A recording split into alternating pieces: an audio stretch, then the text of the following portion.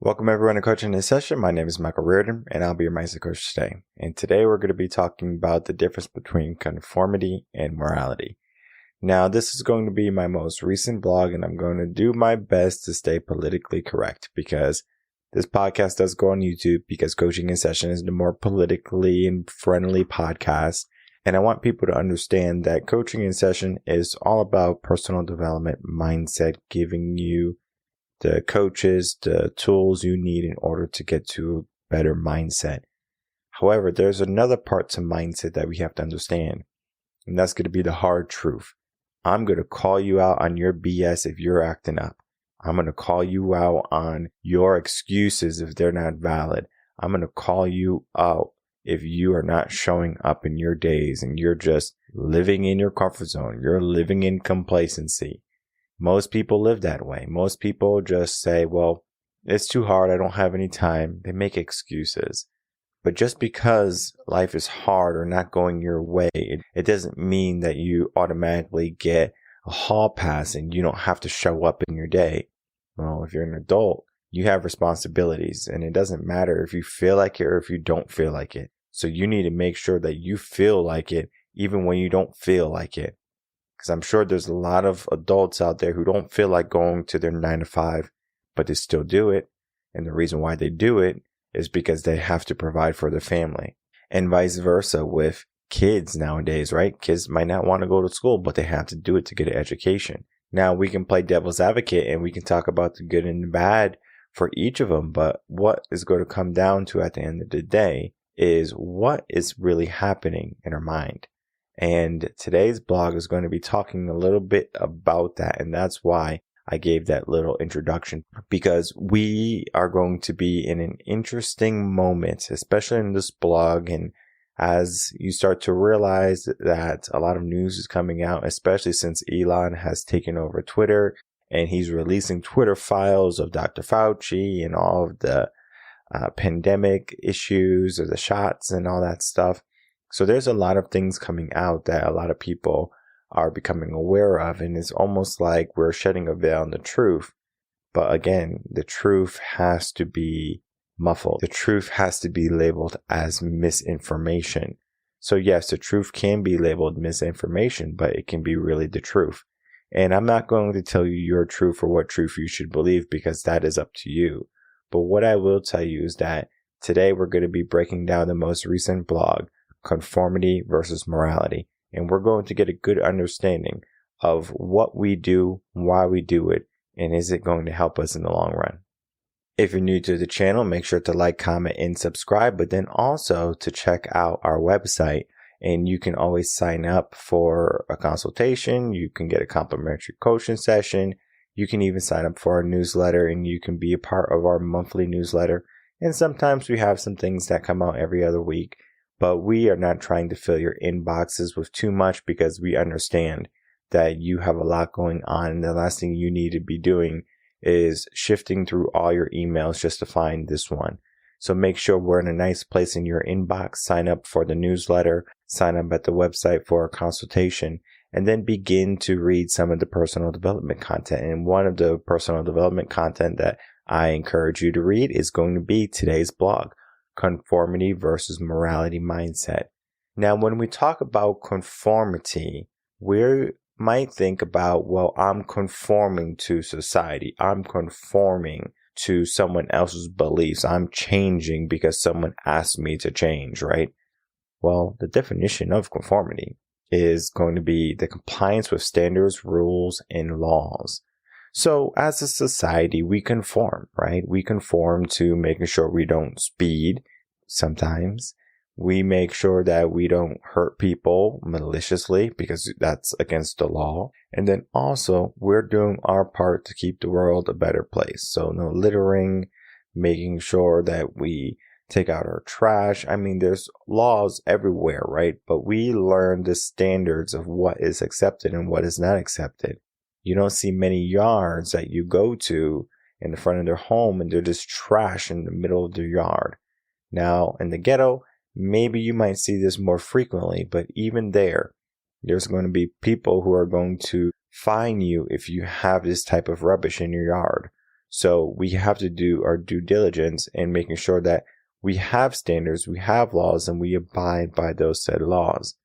But the issue comes with conformity is not so much about the laws, but when the laws overbreach our freedoms, overbreach our way of life. During the pandemic, we had many issues in that, right? We were told to not go out. We were told to stay indoors so we can get back to normal. And as much as I wish that would have worked, it doesn't work that way because no action doesn't create action. And I know many people thought, well, if we just stay inside and we do what we are supposed to do, things will go back to normal. Well, let's try this. I want you to stay inside. I don't want you to go to work your 9 to 5 and no Zoom meetings or anything like that, right? This is not virtual. You have to be in your workplace. And I want you to see if you get fired. I want you to see if you get paid and you're still going to be able to pay your mortgage and your bills. You're not. It doesn't work that way. We need to go out and get what's ours or what we're allotted or what we allot for ourselves. You get to choose. Everyone's going to have different circumstances. Some people are begging for a paycheck. They're living in a rat race. And then there's some people who are go-getters and they go out every single day and they make a life. They make a living. We can conform to what society says, just getting a 9 to 5, working every single day. Weekends you get off. And then, of course, at 65, you get to retire. But don't fret. We're going to have 2 weeks off every single year. And you get to do whatever you want during those 2 weeks. You want to go to Disney World? Go for it. If you want to go out, hang out with your friends, go for it. So you have some flexibility in what you do for those 2 weeks. But other than those 2 weeks, you are locked down in that job. That's not life. That's almost enslavement with the ability to go home and see your family so you can get a little bit of motivation to see, well, I have to provide for these humans, and then you go out and you do it again. But that's not life. That's not living.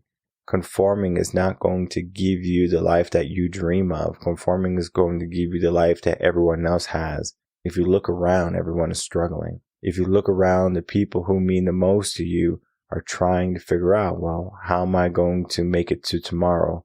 And I mean, just looking at the high cost of groceries, inflation, high property tax, high interest rates coming, all of this is going to be an issue for many people. Do you conform to those said issues? Now, when we look at the idea of conformity, it's going to be talking about the standards, the rules, and the laws. Now, the laws are going to be common sense, right? We should conform to most laws. However, there are going to be some laws that are put into power or put into be that will infringe upon our amendment rights. Especially here in the West, we should know our amendments and we should know what is allotted for us, right? What rights do we have? And no government, no person, no figure of law can trample on those rights. And if they do, there's going to be legal repercussions to it. Understanding the law conformity, that's something that we won't have to deal with much, but there's going to be another aspect that we're going to be dealing with, standards. And we're going to be breaking down standards in just a minute. I want to get down to morality because morality is a very simple one to understand, right? Morality means the distinction between right and wrong, good and bad, right? Is this morally correct, right? Punching someone in the face because they looked at you wrong is probably morally wrong.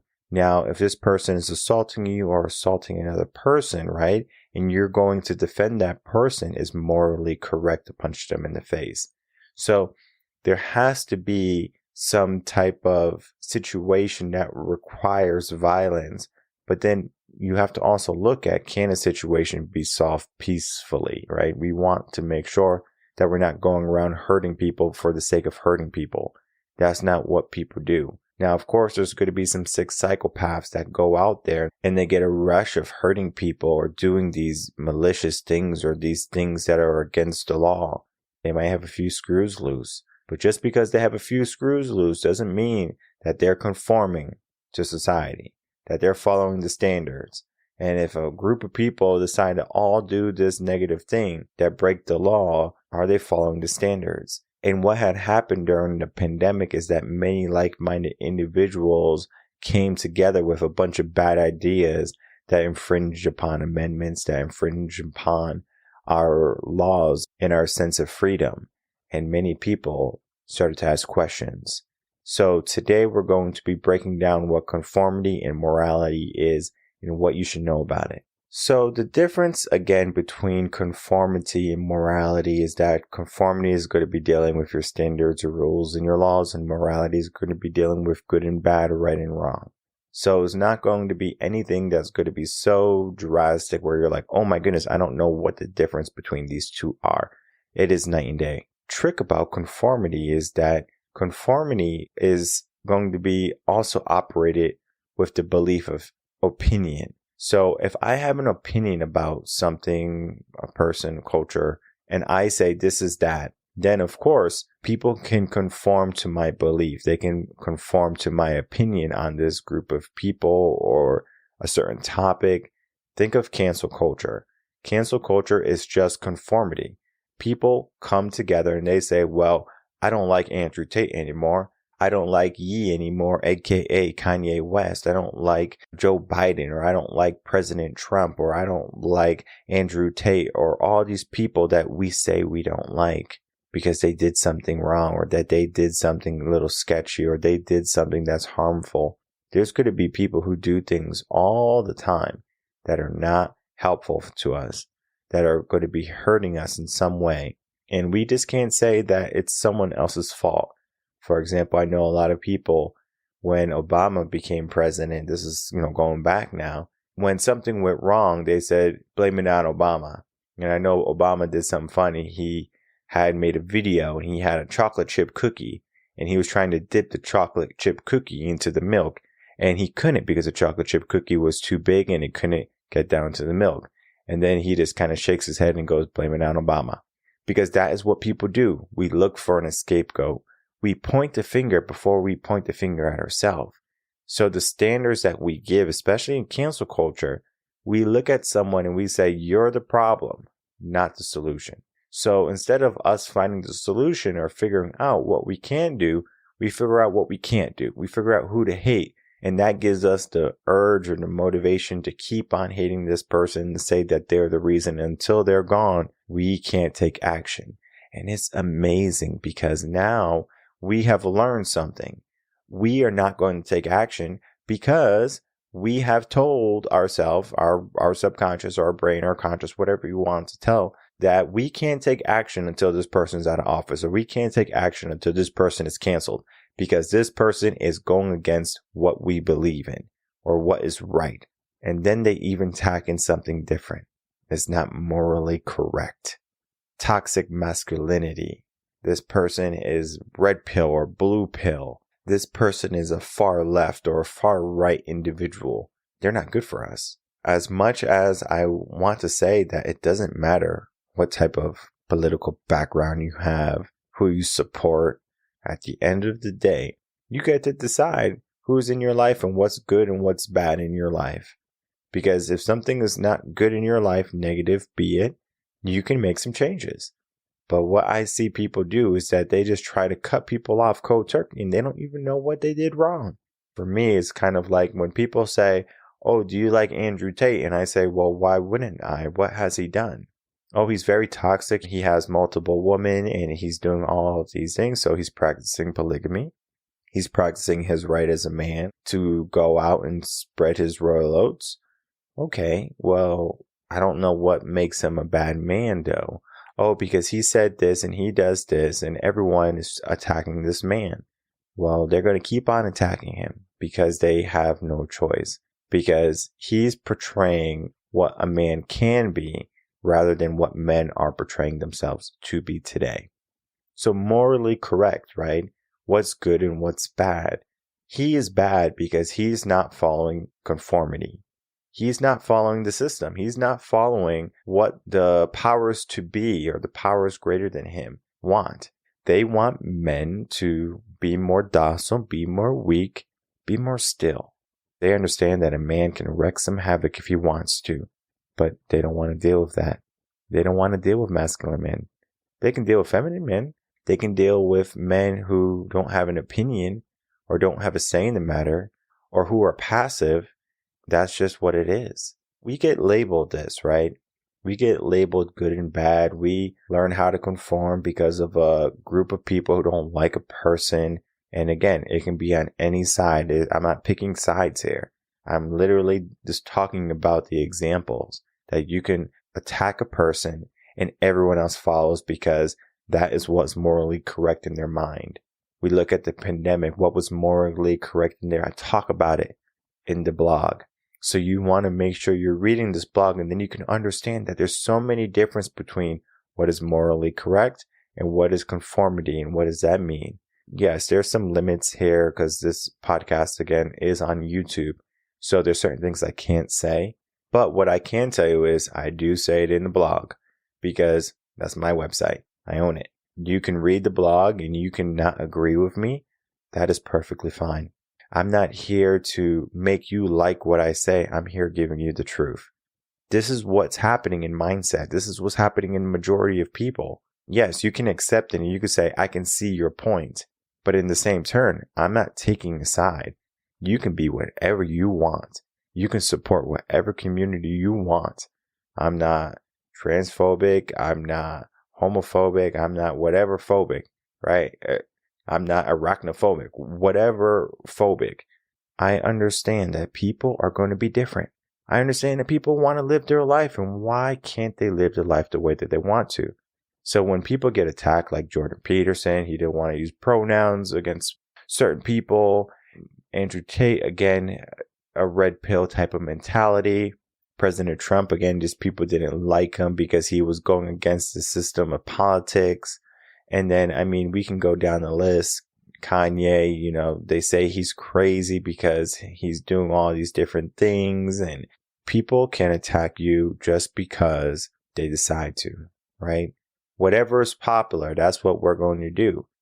And I mean, when I'm a public figure, when people look to me and people see me as the mindset coach, the person to go to if you have any issues, one day people are going to attack me. They're going to attack my character. They're going to splice in what I said, similar to what they did to Joe Rogan with the N-word. They're going to just splice it in. They're going to say, oh, all these different things, and these are his beliefs, and they're going to make it seem very, very real. They're going to make it seem like this is what I say. This is what I believe. Because I said many things in this podcast already, this episode, that if taken out of context, can be construed as bad. People will say, oh my God, this person is this way. Oh, geez, we can't support them. Well, that's perfectly fine too. You support who you want to support. But at the same time, cancel culture is going to be dealing with conformity. And then you have to figure out if the person really did bad or if the person didn't do anything bad. Most of the time, a person doesn't do things that are bad that cancel culture is going to be attacking. Sometimes, yes. But most of the time, no. And sometimes the things that should be canceled, things like kid-friendly drag queen shows, or governments mandating to put things in our body, or for governments to use our spending, our tax dollars that are going to go to other countries before they go to us. There's so many hungry people. There's so many homeless people here in America. Why can't we help them? What's conformity there? Right? Where are the laws there? Where are the rules? Is that the standard that we just allow our homeless and we take care of the rest of the world? And I'm not saying that we can't take care of the world. It's the same concept of filling up your cup. What have I talked about on the podcast over and over again? You make sure you fill up your cup first so you can help other people fill up their cup.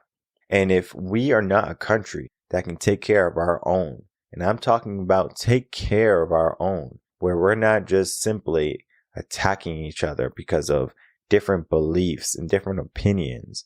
We understand what's morally correct and what's morally wrong, but at the same time, we will attack a person's character because they believe something different, because they said something different than our belief and our opinion, and then that is what is now trending.